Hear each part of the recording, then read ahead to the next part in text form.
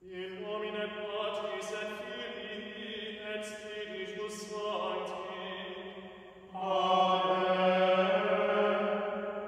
Gratia Domini nostri Iesu Christi, et caritas Dei, et communicatio Sancti Spiritus, sit cum omnibus vobis, et cum Spiritus tuo.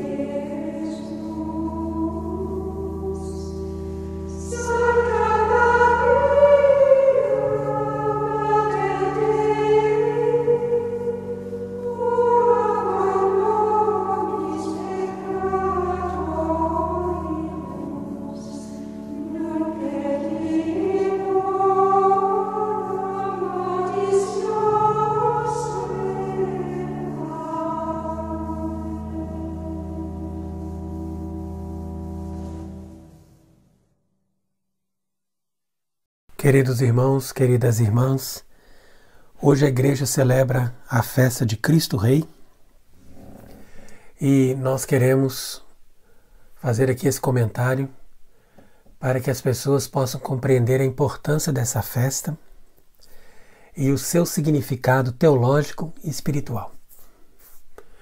Então nós inclusive já comentamos também sobre as consequências da instituição da festa de Cristo Rei em 1925, pelo Papa Pio XI, na nossa conferência que nós fizemos no canal Monte Carmelo. Mas agora nós queremos também aproveitar para falarmos de todo o significado teológico que está contido na realeza de Cristo. Porque antes de nós sabermos quem é Cristo, Rei, nós devemos saber o que significa um rei. Que normalmente nós temos uma visão deturpada de um rei. E isso já foi passado para nós, justamente porque as pessoas hoje em dia, com esse conceito de república, com esse conceito do mundo moderno, não aceita aquilo que a igreja fez ou aquilo que aconteceu no passado. Inclusive eles chamam aquilo de antigo regime, e tem uma visão deturpada e preconceituosa, inclusive dizendo que antes, na Idade Média, a igreja perseguia, os reis eram corruptos, as coisas eram feitas contrárias às pessoas, ao povo de maneira geral. Quer dizer, com essas e outras mentiras, essa história, como é passada atualmente nas escolas, nas universidades, e toda a propaganda que se faz nesse sentido, destrói completamente a figura de um rei. Porque todos os reis, todos os monarcas, todos os imperadores, cristãos, verdadeiros, tinham consciência que Cristo Jesus é o verdadeiro rei. Então isso é uma coisa muito importante. E tendo consciência que Cristo Jesus é o verdadeiro rei, é aquele que tem uma autoridade verdadeira sobre todas as coisas, então eles procuraram trabalhar para o reino de Cristo. Dentro dos seus domínios, para que o reino de Cristo fosse instalado em toda a sociedade, em todo o mundo. Então, esses conceitos são importantes porque hoje em dia nós temos uma impressão que Jesus é rei simplesmente num sentido virtual. E por isso mesmo a liturgia nova chama essa festa de Jesus Cristo, Rei do Universo. E esse nome também está errado, porque ele não é rei do universo. Ele é rei e pronto, acabou. Porque se você diz que ele é rei do universo, então dá a impressão de que ele está ali no cosmos. O universo sempre dá uma ideia de uma coisa assim diluída, lá no meio do nada, do céu, das estrelas, e você não sabe onde é exatamente que ele reina. Ainda mais que as pessoas fazem uma interpretação errada dessa passagem do Evangelho de São João, na qual Jesus diz: o meu reino não é deste mundo. Então, lendo essa passagem, muitas pregações de muitos padres, você vai ver em muitos lugares, vão dizer assim: olha, na verdade Jesus só vai reinar no céu. Aqui na terra ele não reina. E isso é falso.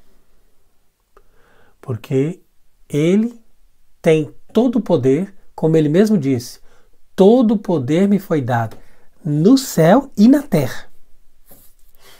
Portanto, ele é a autoridade legítima, e todas as autoridades, para serem legítimas, têm que estar baseadas no poder dele. Então, o pai de família dentro da sua casa, ele reina por causa de Cristo.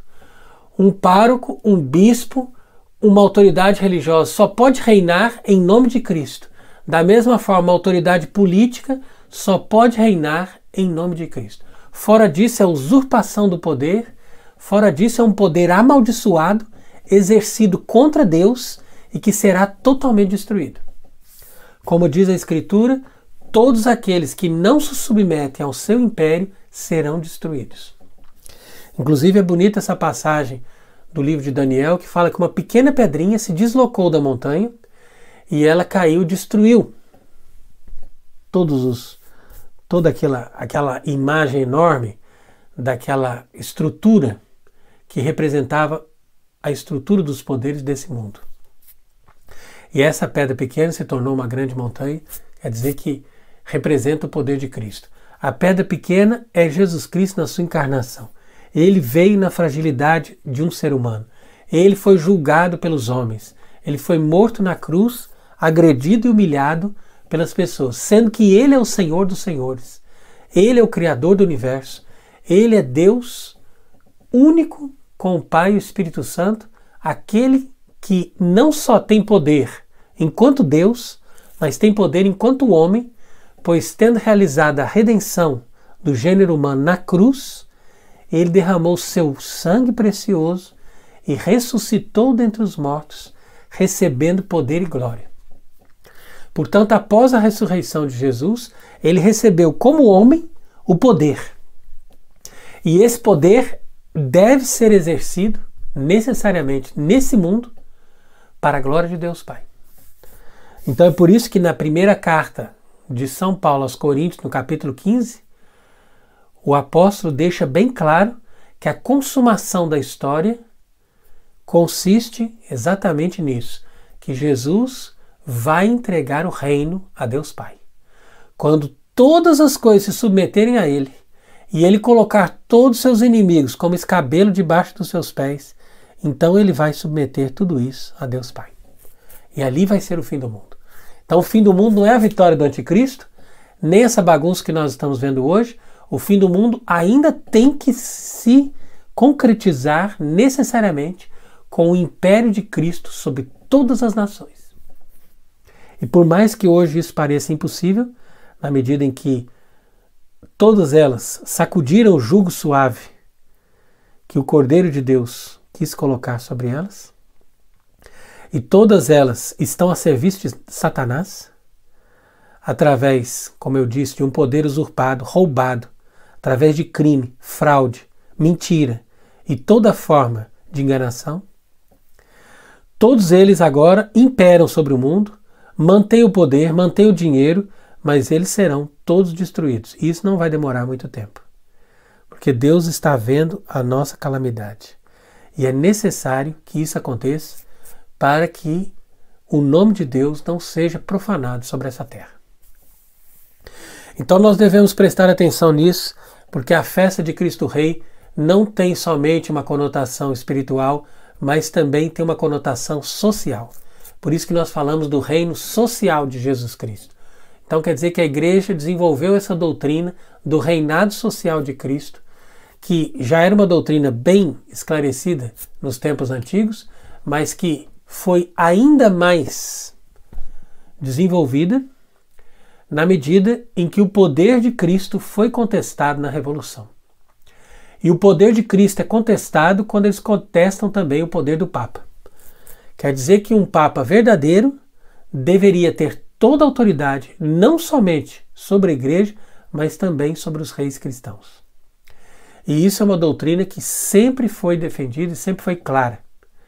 Entretanto, como eu disse, as nações sacudiram o jugo, quer dizer que elas negaram aquele império de Cristo.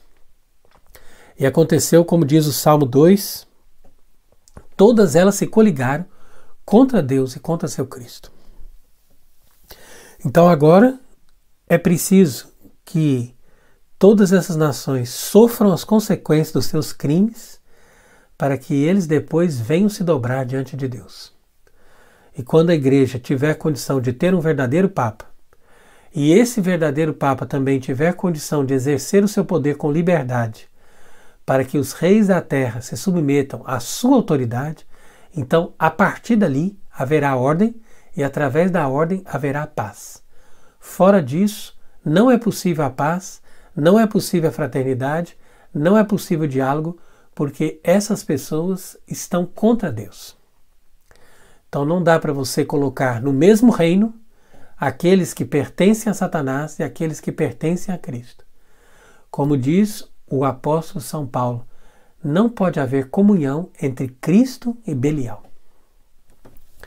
Então, para nós ilustrarmos tudo isso, é muito importante nós lermos essa passagem da carta de São Paulo aos Colossenses, que é a leitura dessa festa de hoje, que diz justamente que nós damos graças a Deus Pai, porque Ele nos fez digno de participar da herança dos santos, nos livrando do poder das trevas e nos conduzindo para o reino do seu Filho muito amado.